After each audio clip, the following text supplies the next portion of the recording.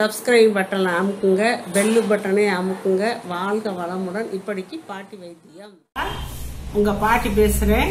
இப்ப கேள்வி பதிலுக்கான விடையை நான் சொல்றேன், கேட்டுக்கங்க. 23 வயசு பொண்ணு கேக்குதுப்பா. அது வந்து டெலிவரி ஆகி 11 மாசம் ஆகுதான். அந்த பொண்ணுக்கு வந்து அம்மா இல்லையா, மாமியா இல்லையா. அதான் குழந்தைய பார்த்துட்டு குழந்தை பெற்றதுல இருந்து ரெஸ்ட் இல்லாம இருந்துச்சான். இப்ப இடுப்பெல்லாம் வலிக்குது, நான் என்னமா செய்யறது அப்படின்னு கேட்டிருக்கு. அதுக்கு நான் என்ன சொல்றேன்னா, ஒண்ணு இப்ப மோசம் போலப்பா. நீங்க வந்து இடுப்பு வலினா உங்களுக்கு கால்சியம் சத்து ரொம்ப குறைஞ்சு போச்சு. குழந்தை பெற்றப்ப 1 மாசம் நீங்க ரெஸ்ட் எடுத்துட்டு நல்ல பெரியவங்க இருந்தா பக்குவமா செஞ்சு கொடுப்பாங்க. எலும்பு சூப்பு, நாட்டுக்கோழி சூப்பு இப்படி எல்லாம் வச்சு கொடுத்துருப்பாங்க. பூண்டெல்லாம் உரிச்சு செஞ்சு கொடுத்துருப்பாங்க. அதெல்லாம் உங்களால செய்ய முடியல போல, இடுப்பு வலி வந்துருச்சு. பரவாயில்ல. இப்ப நீங்க எலும்பு சூப்பு அடிக்கடி வச்சு குடிங்க. வாரத்துக்கு 1 நாள் 2 நாள் வச்சு குடிங்க. நாட்டுக்கோழி வெடக்கோழியா 2 கோழி வாங்கி அடிச்சு அதை சூப்பு வச்சு குடிங்க. முருங்கைக்கீரை நல்லா சேர்த்துக்கோங்க. கால்சியம் இதுல இருக்கும், அதெல்லாம் எடுத்துக்கிட்டீங்கன்னா நல்லா இருக்கும். 2வது உளுந்தங்கஞ்சி, உளுந்தங்களி நான் எல்லாம் யூடியூப்ல போட்டிருக்கேப்பா, அதை பார்த்து நீங்க செஞ்சுக்கோங்க. உளுந்தங்களி, உளுந்து லட்டு இந்த மாதிரி செஞ்சு, உளுந்து தோலோட இருக்க உளுந்தை சேர்த்து நீங்க என்னென்ன டிஷ் செய்ய முடியுமோ செஞ்சு, கஞ்சியெல்லாம் ஈஸியா போட்டுக்கலாம். நீங்க குழந்தைய வச்சுட்டு ஒன்றும் செய்ய முடியாதுன்னா உளுந்தங்கஞ்சி நான் போட்டிருக்கேன் யூடியூப்ல, அதை பார்த்து கொஞ்சமா உங்களுக்கு அளவா செஞ்சுக்குங்க. செஞ்சு நீங்க சாப்பிட்டீங்கன்னா அந்த இடுப்பு வலி எல்லாம் போயிருப்ப. நவநீத கிருஷ்ணன்கிறவர் கேட்டிருக்காரு, 16 வயசு பொண்ணுக்கு உடல் எடை குறையக்கூடிய கஷாயம் குடுக்கலாமான்னு கேக்குறாரு. அந்த பொண்ணு ரொம்ப இருந்தா கொடுங்கப்பா, அதை பத்தி பரவாயில்ல, கொடுக்கலாம். ரொம்ப குண்டா இருந்தா கொடுங்க. ராஜன்கிறவங்க கேட்டிருக்காங்க, 4 மாத கர்ப்பமா, ஆனா சுகர் இருக்குதான் அவங்களுக்கு இப்பவும். அதனால அப்புறம் அவங்களுக்கு வாய் வந்து புளிப்பா கேக்குதான், என்ன செய்யன்னு கேட்டிருக்காங்க. புளிப்பா கேட்டா, புளிப்பானா மாங்காய் தான் சாப்பிடுவாங்க. மாங்காவும் நீங்க ரொம்ப சாப்பிடக்கூடாதுப்பா, சூடு.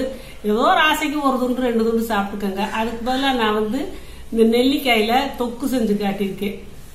அந்த மாதிரி நெல்லிக்காய் தொக்கு செஞ்சு வீட்டுல வச்சுக்கிட்டு ஃப்ரிட்ஜில் வச்சுக்கோங்க. வெளியே வச்சா 1 மாசத்துக்கெல்லாம் வராது.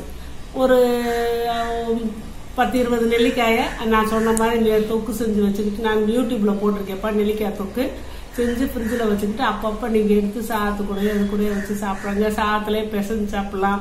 அப்போ உங்களுக்கு நெல்லிக்காயில இருக்க சத்தெல்லாம் உடம்புக்கு கிடைக்குது. இப்படி சாப்பிட்டுக்கோங்க. புளிப்பா வேணும்னா அதான் சாப்பிடலாம். 2வது நீங்க கிரேப்ஸ் எல்லாம் கொஞ்சம் புளிப்பான கிரேப்ஸை வாங்கி சாப்பிட்டுக்கோங்க. புளிப்பான பழங்கள் ஏதாவது, இந்த கொடை அரைஞ்செல்லாம் கொஞ்சம், கமலா அரைஞ்செல்லாம் கொஞ்சம் புளிப்பாக தான் இருக்கும். சாத்துக்குடி அரைஞ்செல்லாம் கொஞ்சம் புளிப்பாக தான் இருக்கும். அதுக்குள்ள நீங்க சேர்த்துட்டு வந்தீங்கன்னா உங்களுக்கு உடம்பு நல்லது, குழந்தைக்கு நல்லது. சிட்ரஸ் அண்ட் ஃப்ரூட் சேர்க்கறது ரொம்ப நல்லது. நீங்க அந்த மாதிரி சேர்த்து வாங்கப்பா. ராஜாங்கிறவங்க கேக்குறாங்க, அவங்க அம்மாவுக்கு சுகர்னால புண்ணு இருக்கான், சரி செய்ய என்ன செய்யறதுன்னு கேட்டிருக்காரு. ஆவாரம்பூ இலை இருக்குல்லப்பா, அதை கொஞ்சம் பறிச்சுட்டு வாங்க. பறிச்சுட்டு வந்து வலுவலுன்னு கல்லுல அரைச்சாலும் சரி, நீங்க மிக்சியில அரைச்சாலும் சரி, அரைச்சுக்கிட்டு துவையல் மாதிரி அரைச்சி எடுத்துக்கோங்க. எடுத்துக்கிட்டு அதுல நல்லெண்ணெய் ஊற்றி, நல்லெண்ணெய் நல்லா காயவும், அதை நல்லா சுருள சுருள சுருள ஈரச்சத்து இல்லாம வதக்குங்க. ஈரச்சத்து இருக்கக்கூடாது. ஈரச்சத்தோட வச்சீங்கன்னா அவங்களுக்கு புண்ணுல சளை வந்துடும். அதனால ஈரச்சத்து இல்லாத அளவுக்கு அந்த நல்லெண்ணெயில பிரட்டி ஈரச்சத்து இல்லாம சுத்தமா வதக்கி, அதை வெள்ளை துணி, சுத்தமான துணி, நல்லா சோப்பு போட்டு சுடுதண்ணியில கூட அந்த துணியை, வெள்ளை துணியை நல்லா சுடுதண்ணியில முக்கி நல்லா அலசி நல்லா காய போட்டு வச்சு, அப்படியாப்பட்ட துணி தான் கட்டணும். அழுக்கு துணி ஏதாவது லேசா அழுக்குலாம் இருந்துடக்கூடாது. ஏன்னா புண்ணு ஆத்தணும் இல்லையா. அதனால அப்படியாப்பட்ட வெள்ளை துணியை நீட்டமா விரிச்சு அதுல அந்த ஆவாரப்பூ, அந்த துவையல் மாதிரி இருக்கிறத வச்சு கட்டிடணும். அந்த புண்ணை சுத்தி கட்டிடணும். 1 நாள் விட்டு 1 நாள் அதை கிளீன் பண்ணிட்டு கட்டிட்டு வாங்க. உங்களுக்கு சீக்கிரத்துல புண்ணு ஆறிருப்பா. இதா சுஜின்றாங்கிறவங்க கேட்டிருக்காங்க, இஞ்சி லேகியத்துக்கு சாதாரண வெல்லம் சேர்த்துக்கலாமான்னு. பனை வெல்லம் சேர்த்தா நல்லது. உங்களுக்கு கிடைக்கல அப்படின்னா சாதாரண வெல்லம் சேர்த்துக்கோங்க. தீபா மணிங்கிறவங்க கேட்டிருக்காங்க, அவங்க பாப்பாவுக்கு சளி மருந்து கொடுத்தாங்களாம், ஆனா அவ வாமிட் பண்றாளாம். அவளுக்கு விடாத இருமல் இருக்கே, எப்படி கொடுக்கறதுன்னு கேக்குறாங்க. சளி மருந்துப்பா, அப்படி பாப்பா வாந்தி எடுத்துச்சுன்னா அதை கொஞ்சம் கஷாயம் மாதிரி, அதே பொடிய கொஞ்சம் 1/2 கிளாஸ் தண்ணியை ஊற்றி கொஞ்சம் வெள்ளத்தை போட்டு, தேன் ஊத்தாம வெள்ளத்தை போட்டு நல்லா கொதிக்க வச்சு ஒரு 10-20 கிராம் வர அளவுக்கு வத்த விடுங்க. வத்த விட்டு அதை பாப்பாவுக்கு கொடுத்துருங்க, வாந்தி பண்ணாது. அகுல் ஹமீத் அப்படிங்கிறவங்க கேட்டிருக்காங்க, கசகசா லேகியம் சாப்பிட்டா நீர் கட்டி சரியா போகுமான்னு. கசகசா லேகியம் சாப்பிட்டாலாம் நீர் கட்டி சரியாகாதுப்பா. அதுக்கு கலச்சிக்காய் வேண்டியதே இருக்குது. கலச்சிக்காய் 50 வாங்கி அதை ஒரு நாளைக்கு ஒரு காயை உடைச்சு அதில் இருக்க உள்ள பருப்பு எடுத்து 5 மிளகு வச்சு அதை இடித்து வாயில் போட்டு காலையில் வெறும் வயிற்றுல தண்ணி குடிக்கணும்ப்பா. அப்படின்னா உங்களுக்கு நீர் கட்டி அந்த 48 நாள் சாப்பிட்டு வந்தால் உங்களுக்கு நீர் கட்டி சரியாக போயிடும். குழந்தை உருவாகிறதுக்கு கணவனும் மனைவியும் கசகசா லேகியமாக இல்லாமல் அதை பொடி பண்ணி வச்சுக்கிட்டு நீங்கள் அப்பப்போ நெய் கலந்து சாப்பிட்டுட்டு வாங்க. காலையிலையும் சாயந்தரமும் கணவன் மனைவி 2 பேருமே ஆளுக்கு ஒரு டீஸ்பூன் காலை சாப்பிட்டீங்கன்னா உங்களுக்கு குழந்தை பிறக்க வாய்ப்பு. சரண்கிறவர் கேட்டிருக்காரு. அவர் சின்ன குழந்தையிலேருந்து ஹேர் ஆயில் தேய்ச்சிக்கிட்டு தான் வராராம். இப்போ 27 வயசு ஆகுதான். இப்போ முடி ரொம்ப தின்னா இருக்குது, என்ன செய்யறது? ஹேர் ஆயில் ஒன்றும் ஒர்க் பண்ணலையான்னு கேட்குறாரு. ஹேர் ஆயில் ஒர்க் பண்ணாமல் இல்லை, நீங்கள் உள்ள இன்டேக் எடுத்துக்கிறது வந்து கொஞ்சம் ஹெவியாக இருக்கணும். தூக்கம் நல்லா தூங்கணும். உடம்ப ஹீட்டாக இல்லாமல் வாரத்துக்கு 2 தடவை எண்ணெய் தேய்ச்சி குளிக்கணும். நல்லா குளிர்ச்சியாக பழங்கள்லாம் சாப்பிடணும். உடம்பு ஹெல்த்தாக இருந்தால் முடியும் ஹெல்த்தாக இருக்கும்ப்பா. குமாருங்கிறவர் கேட்டிருக்காரு. இந்த சளிப்பொடியை வந்து தேனில் குழப்பி சாப்பிடலாமா இல்லை தண்ணியில் மிக்ஸ் பண்ணி சாப்பிடலாமான்னு கேட்டிருக்காரு. பெரியவங்கெல்லாம் தேனில் குழப்பி சாப்பிட்டா நல்ல எஃபெக்ட்ப்பா. தேனோட இந்த சளிப்பொடி சேரும்போது நல்ல ஒரு பலனை தரும்.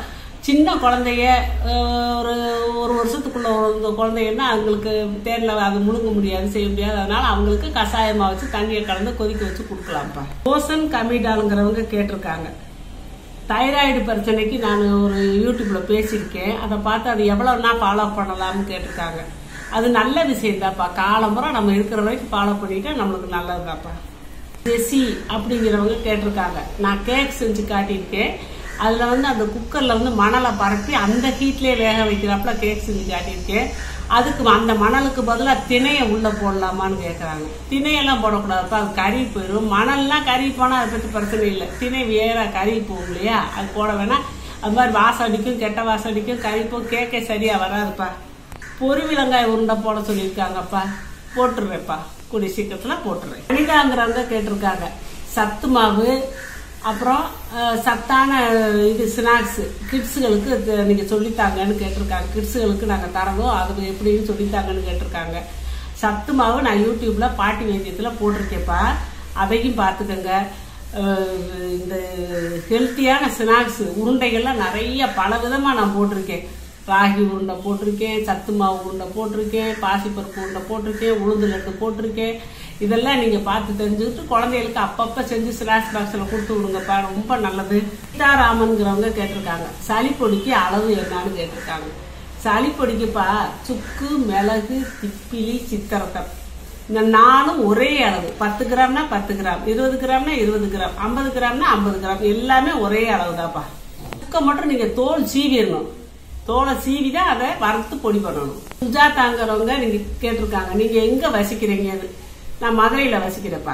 உத்தராங்கிறவங்க கேட்டிருக்காங்க. அவங்களுக்கு 25 வயசு ஆகுதான். செம்பட்டை முடிக்கு என்ன தீர்வுன்னு கேட்டிருக்காங்க. செம்பட்டை முடிக்குப்பா 1/4 லிட்டர் தேங்காய் எண்ணெய் எடுத்துக்கோங்க. அதுல வந்து ஒரு 3 ஸ்பூனு அவரிப்பொடி, நாட்டு மருந்து கடையில விற்கும். ஒரு 3 ஸ்பூன் அவரிப்பொடி, 2 ஸ்பூன் மருதாணி பொடி. அவரிப்பொடி வந்து கொஞ்சம் நீல கலர்ல இருக்கும், மருதாணி பொடி வந்து கொஞ்சம் சிவப்பு நிறத்தை கொடுக்கும். அவரிப்பொடி நீல கலரை கொடுக்கும். அந்த சிவப்பும் அந்த நீளமும் சேரும் போது கரும்பை கொடுக்கும். அதையும் போட்டு கொஞ்சம் நெல்லி முள்ளின்னு சொல்றோம்ல, நெல்லிக்காய் வத்தல் காஞ்சது, அது நாட்டு மருந்து கடையில விற்கும், நம்மளும் கூட தயார் பண்ணிக்கலாம்.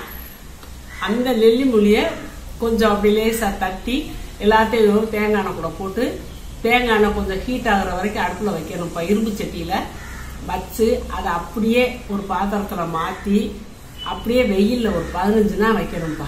15 நாள் வெயில்ல வச்சுட்டு அதை எடுத்து வடிச்சு வச்சுக்கிட்டு நீங்க டெய்லி தலைக்கு தேய்க்கலாம். ஒன்னும் பிரச்சனை இல்லை. நல்ல முடி கருகருன்னு வந்து செப்பட்டை மாறிடும். பிரவீன்குமார் கேட்டிருக்காங்கப்பா. தலையில தேங்காய் பால் தேய்ச்சிட்டு ஷாம்பு போடலாமான்னு கேட்டிருக்காங்க. தேவையில்லைப்பா. நம்ம முத நாளே நல்ல எண்ணெயை தேய்ச்சி நல்ல ஷாம்பு போட்டு ஏதோ சீயக்காய் போட்டு குளிச்சு நல்லா சுத்தமா வச்சிடுறோம். அதுல உள்ள இறங்குறதுக்கு தான் நம்ம தேங்காய் பால் போடுறோம். மண்டையில் அவ்வளோ ஒன்றும் பிரச்சனை வராப்பா. நல்லா தேய்ச்சி குளிச்சுக்கலாம். அப்படி உங்களுக்கு ரொம்ப கஷ்டமா இருந்தாங்கன்னா கொஞ்சம் ஷாம்பு போட்டு தேய்ச்சி குளிச்சுக்கலாம், தேவைப்படாது. தாமோதரன் கேட்டிருக்காருப்பா. முடி கருப்பா வளர்றதுக்கு என்ன செய்யணும்? இதுக்கு செம்பட்டையா இருக்கிறதுக்கு என்ன செய்யறது கேட்டிருக்காங்க. அவங்களுக்கு நான் பதில் சொல்லியிருக்கேன். அந்த பதில் தாப்பா அவங்களுக்கும். கந்தன் கிருஷ்ணங்கிறவங்க கேட்டிருக்காங்கப்பா. அவருக்கு பிபி இருக்கான். அஷ்டசோர்னா நான் யூடியூப்ல சொல்லி கொடுத்த மாதிரி அவர் செஞ்சு சாப்பிட்டாராம். ஆனா உடம்புக்கு நல்லா இருக்குது. அது சாப்பிட்டது வயிறு பொறுமல் எல்லாம் தீர்ந்துருக்குது. ஆனா அது லேசா உப்பு கறிக்குது. நான் பிபி இருக்கிறதுனால அதை சாப்பிட்டா ஒன்றும் பிரச்சனை இல்லையான்னு கேட்டிருக்காரு. ஒன்றும் பிரச்சனை இல்லப்பா. அது நம்ம இந்துப்பு தான் சேர்க்கிறோம். அந்த அஷ்டசோரத்துல நம்ம சேர்க்கறது இந்துப்பு சேர்க்கிறோம். அது பிபிக்கெல்லாம் ஒன்றும் பிரச்சனை இல்லை. அது 8 இதுல அதுல ஒண்ணு தானே. நம்ம ஏதாவது வயிற்று பிரச்சனைன்னு தானே சேர்க்கிறோம். அப்ப அது ஒன்றும் பிரச்சனை பண்ணாது. நீங்க தாராளமா சேர்த்துக்கலாம். நட்ராஜ் புஷ்பராஜ் அப்படிங்கிறவங்க கேட்டிருக்காங்க. ஹேர் குரோத்துக்கு டிப்ஸ் கொடுங்கன்னு கேட்டிருக்காங்க. ஹேர் குரோத்துக்கு நம்ம ஹெல்த்தியா சாப்பிடணும்ப்பா. ஃபர்ஸ்ட் தலையை சுத்தமா வச்சுக்கிறணும். வாரத்துக்கு 2 நாள் நல்லெண்ணெய் தேய்ச்சி குளிக்கணும். நல்லெண்ணெயை சூடு பண்ணி தேய்ச்சி குளிக்கணும். அப்ப தலை சுத்தமா இருக்கும். வேற ஏதாவது பிரச்சனைனா முடி கருகருன்னு வளரணும் அப்படின்னு நினைச்சீங்கன்னா நான் இதுக்கு ஒருத்தவங்களுக்கு டிப்ஸ் சொல்லியிருக்கேன். அதை பார்த்து நீங்க அதை ஃபாலோ பண்ணீங்கனாலே சரியா போயிடும். தாய்ப்பால் சுரக்கிறதுக்கு டிப்ஸ் சொல்லுங்கன்னு கேட்டிருக்காங்க. தாய்ப்பால் சுரக்கிறதுக்குப்பா ஃபர்ஸ்ட் வெந்தயம் இருக்குல்ல, வெந்தயத்தை ஒரு 2 ஸ்பூனு நைட்ல தண்ணியில ஊற வச்சிடணும். ஊற வச்சுட்டு காலையில எழுந்திரிச்சு அதை ஒரு 1/4 லிட்டர் பாலில் அந்த ஊற வச்சது அளவா தண்ணி ஊற்றி விடுறது அதை 1/4 லிட்டர் பாலில் போட்டு நல்லா வேக வைக்கணும். வேக வச்சு அதை எடுத்து பனங்கள் கண்டு போட்டு கலந்து அதை கஞ்சி மாதிரி குடிங்க. குடிச்சிங்கன்னா உங்களுக்கு பால் நல்லா ஊறும். 2 நேரம் கூட குடிக்கலாம். காலையிலையும் சாயந்தரம் குடிக்கலாம். பச்சை வேர்க்கடலை சாப்பிடலாம்.